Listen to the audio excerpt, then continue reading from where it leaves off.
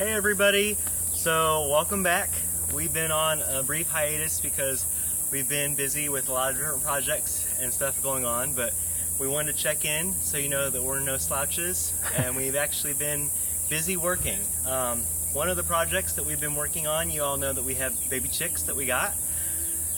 We had a chicken coop that we built that I think we showed you last time we did a tour, but we thought that maybe it wouldn't be a good idea for the chickens and the goats to be in the same area all the time. Not saying that we're not going to eventually, but for the meantime, to keep them separated, we went ahead and built like a little chicken corral. We had some leftover wire that we used for the fencing, so we did that. We had some leftover posts and some leftover 2x4s. Hey, Tip, maybe. So we made a little chicken gate, and if you want to come with me, I'll take you in here and show you around. So it opens in, so that way if we ever forget to latch it, they can't push it open. I guess the goats are going to come with us.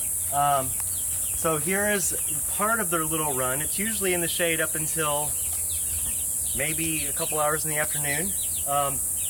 We put a post about this on Facebook.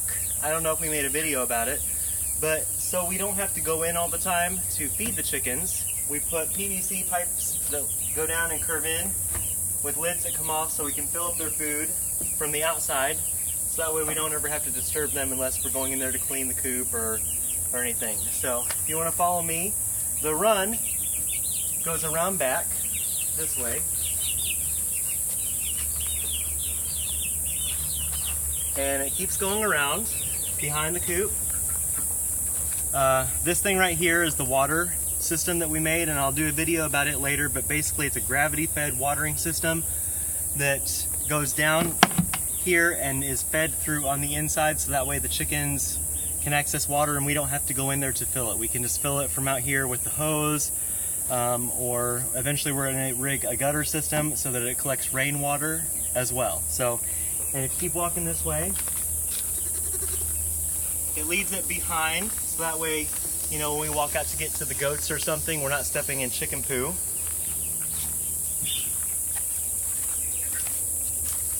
And it opens up into this big area. It's about 2,000 square feet. It's about 20 feet wide by 100 feet long. And it goes all the way back, and eventually we're going to have a gate in the very back there, so when we do decide to let the chickens roam the whole half acre that we have back here, then they can just get out. But this for right now is just to keep them separated from the goats until the goats get a little bit bigger and until the chickens get a little bit bigger, and that way we don't have any casualties. So if you want to walk all the way back, the goats are interested because this used to be theirs and now they can't get to it anymore. So of course once they can't get to it, then they want to go there all the time. And we've repurposed some of our our old goat toys that the girls outgrew for chicken toys to climb on and to hide underneath, just in case there's a hawk or something, because we have a lot of trees here. So hopefully we shouldn't have too many incidences where a hawk is after them, because it's going to be hard to see them anyways, especially with that tall grass. But also they have things to get underneath. And so we come back here.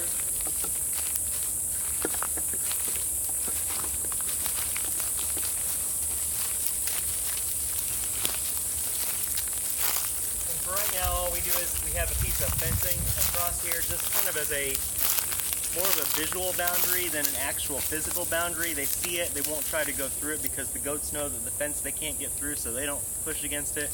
And the chicks are so small that even if they did push against it, it's not going anywhere.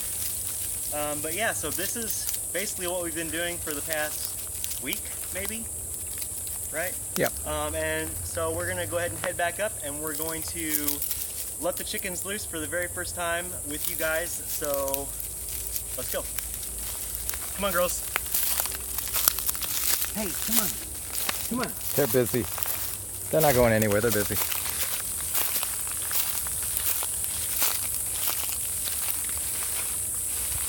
Oh, here they come.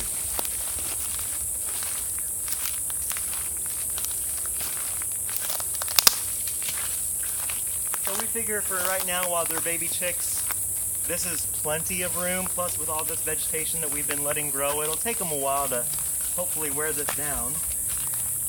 But as you know, chickens will devastate any kind of foliage that you have, so. And here you can see like the nest boxes. Eventually we're gonna build a milk stand for the girls whenever they start Have producing babies. milk and have babies right here. So come around this way. You can show the nest boxes too. Oh yeah. So before I let the chickens loose then, we'll come over here just to get the girls out of there. Come on, babies. And here's the nest boxes that we built. So basically you just take, and I can't take credit for this design, I saw it on the internet, I think YouTube or just some websites, I can't remember which one, but there have been numerous ones, and I kind of just modified it so that it fits our needs. So we can take and open this up like this, and slide them out, and we can collect the eggs from out here.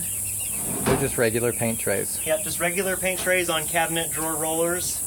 And if we ever need to, I'm not going to undo it now, but we can go ahead and open it all the way up to get in there if we need to clean or whatnot. So, and then it latches to keep all the critters out, because we do have critters big and small here, from raccoons and possum to foxes to bears and Panthers. So hopefully we won't have any issues with those. But All right. both the girls out. Nope, they're in.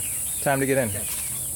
So here we go. So Matt installed a little pet door there too, so we can have the chickens come in and out without having to open the big door, the big human door.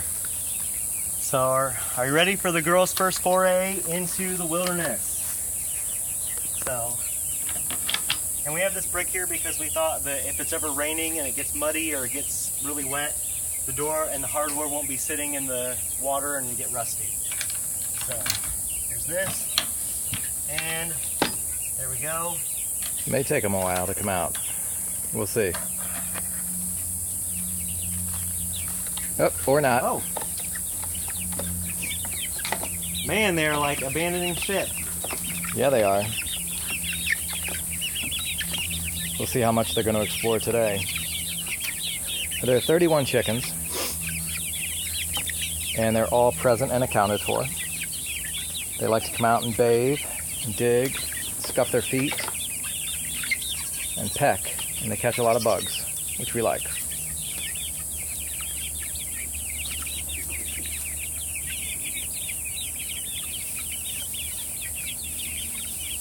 So, as it must be some kind of instinct, because obviously these were baby chickens when we got them, they were freshly hatched, but the instinct to scratch around with their feet and peck and everything, that's strong. They did it in the coop all the time, and now you can see them doing it over there in the hay. We've experienced this with chickens we've had in the past. Oh yeah. They love to flop on the ground and dig in the dirt, which in this will be a lot easier for them because it's sand, so that should be easy. And for a while we won't need to get any grit because the sand will act as chick grit to help them digest any kind of plants that they eat.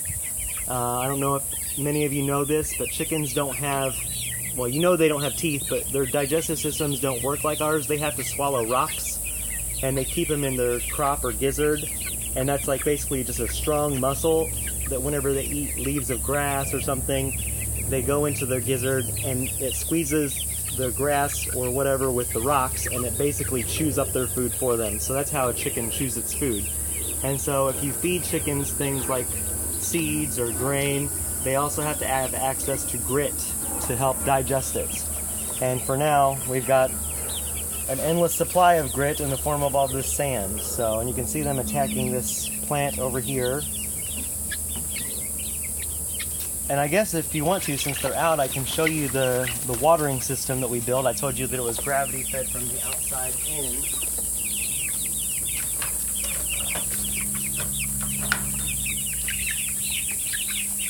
So if you come in this way. So this is the nest boxes on the inside, so you can see that. But we have these little red, what are called poultry nipples. And they took to them really quickly, as long as they, if you mess with this little thing right here, you can see the water drips out. The only thing I do have to do is we're going to have to cut a rectangle all along underneath there and we're gonna put hardware cloth down so that way instead of, you notice the ground is very wet over here, instead of that happening, it'll just drip through to the sand, and that way anytime you have chickens and hay and water, a wet environment, it's a very bad combination. They can get a lot of diseases and things, so it's just best to keep everything as dry as possible. So that's probably what I'm going to be doing later this afternoon. And here is the inside of the feeders. They just stick their little heads inside of there, and it's gravity fed as well, so as they eat the food it just goes down. And I think you are all caught up now on what the chickens have been up to and our developments so far. So stay tuned and we will keep you posted on anything else.